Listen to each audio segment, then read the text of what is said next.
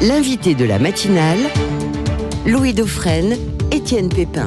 Le projet de budget 2025 est examiné depuis lundi à l'Assemblée nationale. La surtaxe temporaire sur les hauts revenus a été pérennisée par les députés contre l'avis du gouvernement. Victoire s'est réjouie peu après minuit sur X, la patronne des députés LFI, Mathilde Panot. Aucun 49.3 ne doit revenir sur cet acquis, a appelé le premier secrétaire du Parti socialiste, Olivier Faure. On va en parler ce matin avec notre invitée Anne-Laure Blin. Elle est députée du Maine-et-Loire, porte-parole du groupe Droite républicaine à l'Assemblée nationale. Juste sur le 49.3, rien n'est moins sûr. Ça, c'est tout à fait probable que ce soit de nouveau l'usage du 49.3 qui domine à l'Assemblée, en tout cas sur cette question budgétaire, où il y a beaucoup de difficultés à trouver un accord entre toutes les parties prenantes. Sachant que quand même, c'est un exercice de vérité, le budget. On va voir ce que notre député a à nous dire sur la question. Anne-Laure Blin, bonjour. Bonjour. Merci d'être avec nous ce matin. Vous êtes l'invité de la matinale de RCF et Radio Notre-Dame. Est-ce que vous craignez qu'une fois encore, le gouvernement passe en force sur ce budget ? Écoutez, déjà, tout d'abord, merci beaucoup pour votre invitation. Vous savez, le 49.3, c'est pas ce que l'on dit sur le passage en force. C'est un outil constitutionnel. Vous pouvez vérifier, j'ai toujours dit ça, y compris quand Emmanuel Macron et les précédents gouvernements macronistes y ont fait fortement appel. Le 49.3, c'est un dispositif constitutionnel qui permet de faire passer un texte quand, effectivement, il y a des situations compliquées. Aujourd'hui, on voit à l'Assemblée nationale une impossibilité à travailler avec l'ensemble des groupes parlementaires. Quand vous regardez ce qui s'est passé à la Commission des finances, il y a quand même, main dans la main, la France insoumise et le Rassemblement national, eu 60 milliards d'impôts supplémentaires votés dans le cadre de ce budget. Donc vous voyez bien que dans un temps où nous, particulièrement la droite républicaine, nous appelons à faire des économies de fonctionnement, du train de vie de l'État, des économies au niveau des agences de l'État, et par ailleurs, de ne pas aggraver la pression fiscale, on a beaucoup de mal à trouver un terrain d'entente avec des gens qui, en réalité, ne se servent que du levier fiscal comme d'une simplicité, parce qu'effectivement, c'est facile de lever l'impôt, malgré le faible consentement aujourd'hui à l'impôt des Français. Est-ce que vous vous satisferiez, justement, de l'utilisation, encore une fois, du 49.3, s'il s'agit précisément de cette question fiscale que vous évoquez ? Moi, c'est un danger, c'est ce que vous êtes en train de dire. Non, mais la difficulté du 49.3, c'est qu'en réalité, le gouvernement retient in fine un texte après l'issue de plusieurs réunions de concertation, avec des modifications, des apports, notamment par le biais des amendements parlementaires. Mais c'est en tout cas le gouvernement qui est à la manœuvre du texte final qui sera retenu et qui sera adopté. Moi, ce qui m'importe surtout, c'est que dans ce budget, la pression fiscale soit la plus faible possible. Parce qu'aujourd'hui, nous sommes dans un pays qui taxe énormément. Un des pays qui taxe le plus au monde. Vous craignez l'austérité ? Moi, ce que je crains, je ne parle pas d'austérité, moi je crois qu'il faut faire des économies. La réalité, c'est qu'aujourd'hui, on voit des dépenses dispendieuses partout sur le territoire. Où les Français, ces économies, justement ? Moi, je le vois dans les doublons administratifs. Je le vois dans les surcharges de démarches administratives. Je les vois dans les agences de l'État. Localement parlant ? Localement, nationalement, départementalement, régionalement. Vous avez aujourd'hui une superposition de strates qui empêche une efficacité parce qu'en règle générale, chacun à son étage ouvre le parapluie. Donc moi, ce que je veux, c'est un État, des collectivités, des entités qui fonctionnent mieux ensemble et qui soient plus efficaces. Parce que aujourd'hui, c'est l'objectif de l'État. Et aujourd'hui, encore une fois, les Français le voient bien sur le terrain. Pas plus tard qu'hier, j'ai encore eu, vous voyez, une administratrice qui est venue me voir, il y a quelque temps qu'elle est venue me voir, mais pour me dire que, alors qu'on lui avait volé sa carte d'identité, elle redemande à faire sa carte d'identité et on lui demande, alors même qu'elle est française, de rapporter la preuve que ses parents sont français.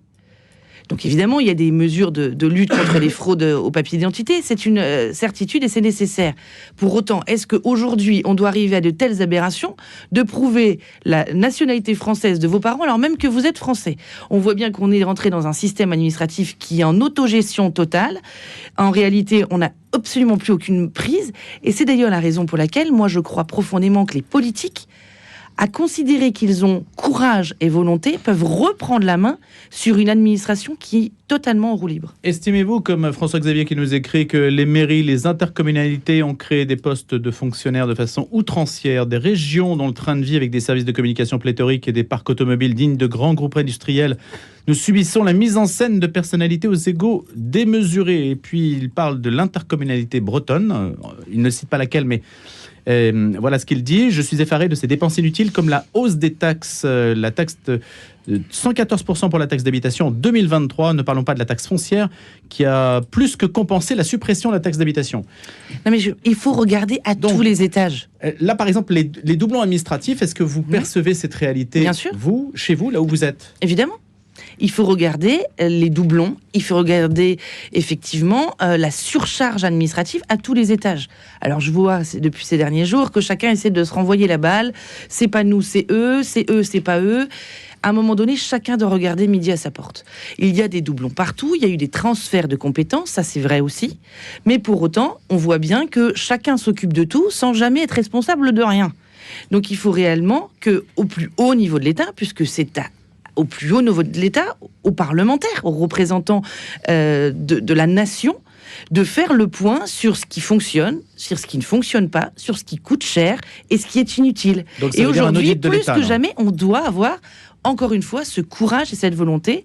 Et dans ce budget, ce que je veux plus que tout, ce que la droite républicaine veut plus que tout, et ce à quoi elle travaille plus que tout, c'est qu'il y ait beaucoup, beaucoup plus d'économies et moins de pression fiscale. Et aujourd'hui, notre rôle est de peser dans les débats parlementaires de manière à faire adopter des amendements et, in fine, à ce que le gouvernement retienne des pistes d'économie, notamment beaucoup plus fortes que ce qui est présenté dans le premier budget. Un mot sur les grandes fortunes en France. Une large majorité de députés a adopté cette nuit l'article prévoyant la surtaxe sur les hauts revenus proposée par le gouvernement, censé rapporter 2 milliards d'euros en 2025. 2 milliards d'euros, bon, ça ne fait pas les 60 milliards dont on a besoin, mais c'est déjà quelque chose. Quel regard vous portez là-dessus ?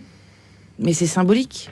Voilà, ça fait plaisir à la force de gauche et d'extrême gauche de l'hémicycle qui considère qu'il faut taxer et taxer encore. Mais c'est et en plus, les plus riches. C'est une goutte dans l'océan des besoins. Qu'on aille chercher l'argent là où il est, d'accord. Mais moi, je ne crois pas à cette volonté en permanence de taxer toujours les mêmes. Et c'est ce que je dis aussi quand j'évoque la question du budget. Je ne veux pas que ce soit toujours les mêmes qui soient responsables de la mauvaise gestion de l'État. Aujourd'hui, vous prenez des boucs émissaires et vous les faites payer. La réalité, c'est que là où il y a une petite difficulté, c'est qu'on considère qu'on peut voter temporairement un impôt qui disparaîtra dans quelque temps. Est-ce qu'en réalité, on connaît un impôt qui disparaît parce qu'on lui a dit qu'on lui a donné une durée de vie limitée ? Non, rien que pour la CSG, elle est toujours là, alors qu'elle était temporaire. Les meilleures, ça et on voit bien la volonté de ce bord de l'hémicycle de vouloir rendre les choses pérennes. C'est ce qui s'est passé en commission des finances, c'est ce qui s'est passé à nouveau hier soir. Et la réalité, c'est qu'à chaque fois, on est toujours dans la même solution simpliste. On crée des impôts supplémentaires sur les plus riches. Alors qu'en réalité, il faut voir l'écosystème fiscal d'une manière plus vertueuse. Mais donc, faudrait par exemple, taxer les smicards davantage ? Bien sûr que non. Sauf qu'aujourd'hui, l'impôt se porte principalement sur les revenus du travail. Les revenus du travail empêchent justement un bon fonctionnement de notre économie. Si vous allégez la pression fiscale sur les revenus du travail, c'est pas en taxant les grandes entreprises ou en taxant les revenus du travail que vous arriverez à résoudre le problème aujourd'hui grandissant des aides sociales qui sont versées à des gens qui, en réalité, pourraient travailler, mais préfèrent rester chez eux parce que c'est bien plus intéressant et vous percevez bien plus d'aide sociale, que de vos revenus, le revenu de vos efforts et de votre mérite. Donc aujourd'hui, il y a tout un système à repenser et à remettre la tête à l'endroit, comme diraient nos agriculteurs. Mais que la droite n'a jamais repensé, honnêtement. Je suis de droite, vous savez. Oui, non, mais ce que je vous dis, c'est la conviction d'une femme de droite. Elle s'est partagée le pouvoir quand même avec la gauche pendant un certain temps. Au cours des 50 dernières années, il n'y a pas eu vraiment de réforme de l'État, à part peut-être une fusion réussie dans l'administration fiscale. Il n'y a pas eu tellement de réforme de l'État. Vous savez, on peut toujours regarder dans le rétroviseur. Moi, j'étais pas née quand vous parlez de cette époque. Non, mais sans remonter si loin. J'étais encore moins élue. Moi, ce qui m'importe aujourd'hui, c'est de prendre la situation qui est celle qu'on nous a léguée, qui est celle qu'on nous a laissée, et de faire, moi, en tant que parlementaire, en tant qu'élu de la nation, le maximum pour justement qu'il y ait une meilleure efficacité du système de l'État et que les Français puissent vivre du fruit de leur travail et puissent le transmettre à leurs enfants pour assurer l'avenir de nos enfants et de nos petits-enfants. C'est ça aujourd'hui ma conviction de parlementaire. Donc, ce qui s'est passé avant, il faut juste en prendre acte, mais il faut aujourd'hui faire mieux que ce qui s'est passé, parce que c'est aujourd'hui ce que les Français nous demandent. La droite a peut-être échoué par le passé, mais elle peut aujourd'hui, en plein, face à ses responsabilités, faire beaucoup mieux. Et c'est encore une fois la conviction d'une femme de droite qui vous le dit. Notre invitée ce matin sur RCF et Radio Notre-Dame, Anne-Laure Blin, elle est députée du Maine-et-Loire, porte-parole du groupe Droite républicaine à l'Assemblée nationale. Et on évoque le budget en débat actuellement à l'Assemblée nationale. Sur quel point vous pourriez être en phase avec le gouvernement, Anne-Laure Blin ? Moi, je crois qu'aujourd'hui, quand on est face à cette situation chaotique et... On a un Premier ministre quand même issu de vos rangs. Bien sûr, oui. Moi, je crois qu'il faut qu'on fasse tout pour réussir collectivement. Donc moi, ce que je veux et ce que la droite républicaine veut plus que tout, c'est que ce gouvernement réussisse pour les Français et pour la France.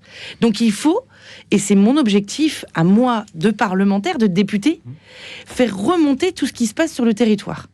J'ai alerté notamment le gouvernement très vite sur la situation agricole, par exemple. Moi, mon territoire en Anjou est très agricole, très rural. Il y a aujourd'hui un malaise profond chez nos agriculteurs. Il y a un risque de mobilisation. J'ai combattu beaucoup la loi d'orientation agricole parce que j'ai toujours cru, et je le crois encore, qu'elle n'était en réalité que des annonces et que ça ne changerait strictement rien sur le fond.